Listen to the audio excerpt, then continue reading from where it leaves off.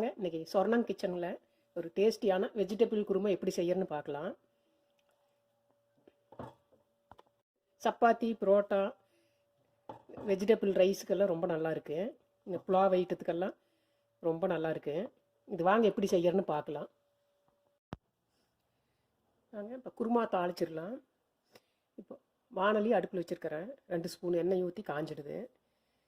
இதில் ஒரு பிரிஞ்சி இலை, ஒரு சின்ன துண்டு பட்டை, 2 கிராம்பு, பொரிஞ்சது வெங்காயம், கருவேப்பிலை போட்டுக்கலாம்.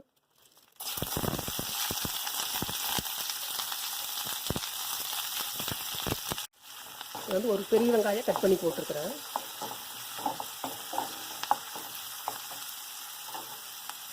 ஒரு தக்காளி ஒன்று கட் பண்ணி போட்டுடலாம்.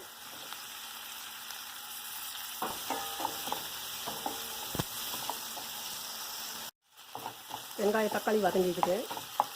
இதுக்கு பட்டாணி, கேரட்டு, உருளைக்கிழங்கு, பீன்ஸு எல்லாம் இந்த 4 ஐட்டம் ஒவ்வொரு கப்பு கட் பண்ணி வச்சுருக்கிறேன். அதை போட்டுடலாம். நீங்கள் இது கூட முட்டைக்கோஸ் போட்டுக்கலாம், காலிஃப்ளவர், வெண்பூசணி இருந்தாலும் கட் பண்ணி போட்டுக்கலாம். எப்படியே கொஞ்சம் நேரம் வதங்கிட்டு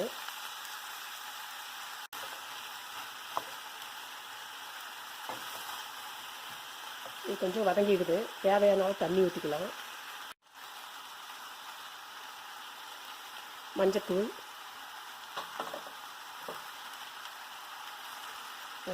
குருமா பொடி. இதுலேயே காரம் இருக்குது, அதனால் நான் மிளகாய் போடல. நீங்கள் காரம் தேவைப்பட்டால் தாளிக்கும் போதும் இல்லை தேங்காய் அரைக்கும் போதும் நீங்கள் காரம் சேர்த்துக்கலாம்.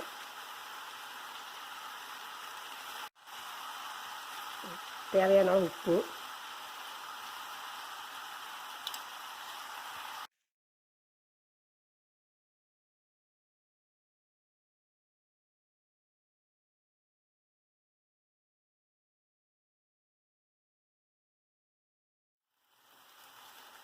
ஒரு டம்ளர் தண்ணி ஊற்றிக்கலாம்.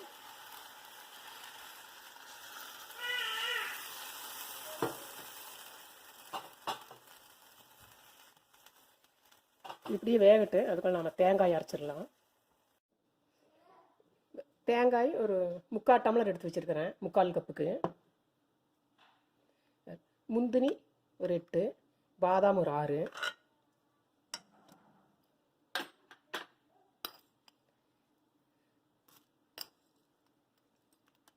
பொட்டுக்கடலை ஒரு 2 ஸ்பூன் போதும். நீங்கள் ஜாஸ்தி போட்டிங்கன்னா அது ஒரு வளவளப்பாக இருக்குது.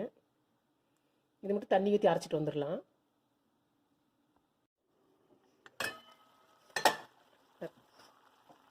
காயில் நல்லா வெந்துடுது.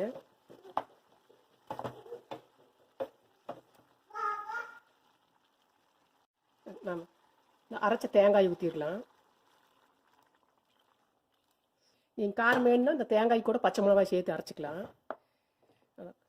உங்களுக்கு பட்டை, கசகசாவெல்லாம் போட தேவையில்லை. ஏன்னா இந்த குருமா பொடியிலேயே எல்லாம் கலந்துருக்குது.